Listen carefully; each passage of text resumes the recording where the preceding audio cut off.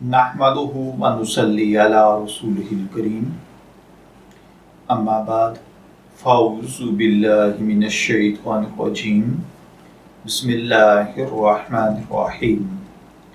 अस्सलामु अलैकुम dear viewers, आपके फेवरेट इस्लामिक इंफॉर्मेटिव चैनल से मैं हूँ शब्बीर अहमद।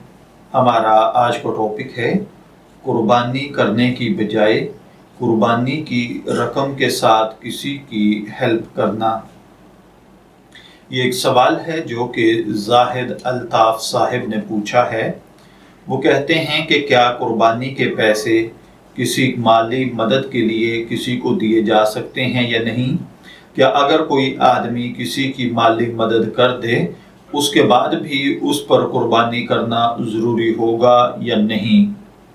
तो देखिए भाइयों और बहनों, एक बात याद रखिए कि हर साहिबे निसाब आदमी पर कुर्बानी वाजिब है और तर्क कुर्बानी यानी कुर्बानी ना करने पर अहादीस मुबारका में सख्त किस्म की वईदें वारिद हुई हैं।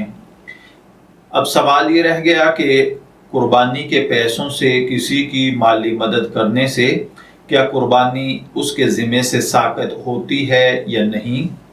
तो देखिए, अगर आपने कुर्बानी के पैसे किसी की माली मदद में दे दिए हैं तो इसके बावजूद कुर्बानी का वजूब आप पर बदस्तूर बरकरार है, आपको कुर्बानी करना पड़ेगी। इसलिए देखिए, इस तरह का तर्ज अमल अपनाना ये कोई अच्छी बात नहीं है।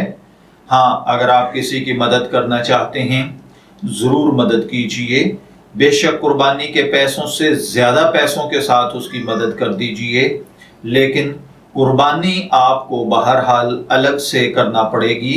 किसी की मदद कर देने से कुर्बानी, हज वगैरह साकित नहीं होते हैं। ये एक अलग अहकामात हैं, ये एक अलग वाजिब है और किसी की मदद करना वो एक अलग मसला है। इसलिए लोगों की बातों में आकर या मगरिब के प्रोपेगेंडे में आकर अपने दीनी शार का मजाक मत बनाइए।